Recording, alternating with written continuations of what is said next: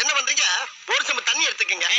அத தோசைக்கல்ல ஊத்தி அதுக்குன்னு வழக்கமா ஒரு விளக்கமாறு வச்சிருப்பீங்கல்ல? ஆமாங்க. அத அடிப்பக்கமா திருப்பி சரிங்க. வரட்டு வரட்டு வரட்டுன்னு ஒரு 4 இழுப்பு இழுத்து சரிங்க. நல்லா கழுவி விட்டுருங்க. சரிங்க. ஒரு கிண்ண நிறைய மாவு எடுத்து பெரிய ரவுண்டாவும் இல்லாம சின்ன ரவுண்டாவும் இல்லாம சரிங்க. பொதுவா ஒரு ரவுண்ட ஊத்தி 4-5 வெங்காயத்தை போட்டால் பொடி பொடியா நறுக்கி அப்படியே மேலாப்ல பரபரன்னு தூவி விட்டு சரிங்க.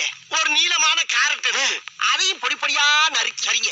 அப்படியே மேலாப்ல பரபரப்பா தூவி விட்டு சரிங்க.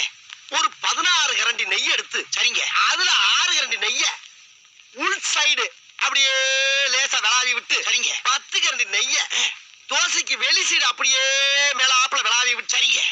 இட்லி பொடி இருக்கு பாத்தீங்களா? அத அப்படியே அள்ளி மலை சாரல் மாதிரி அதை மேலாப்ல பரபரன்னு அப்படியே பேய விட்டு சரிங்க. பொத்துனாப்ல அப்படி ஒரு பரட்டு இப்படி ஒரு பரட்டு அப்படி பரட்டி விட்டு அப்படியே ரெட்டு கலர்ல முருக விட்டு அழகா மடிச்சு கம கமன்னு ஒரு ஊத்தப்பத்தை எடுத்துட்டு வாங்க சரிங்க.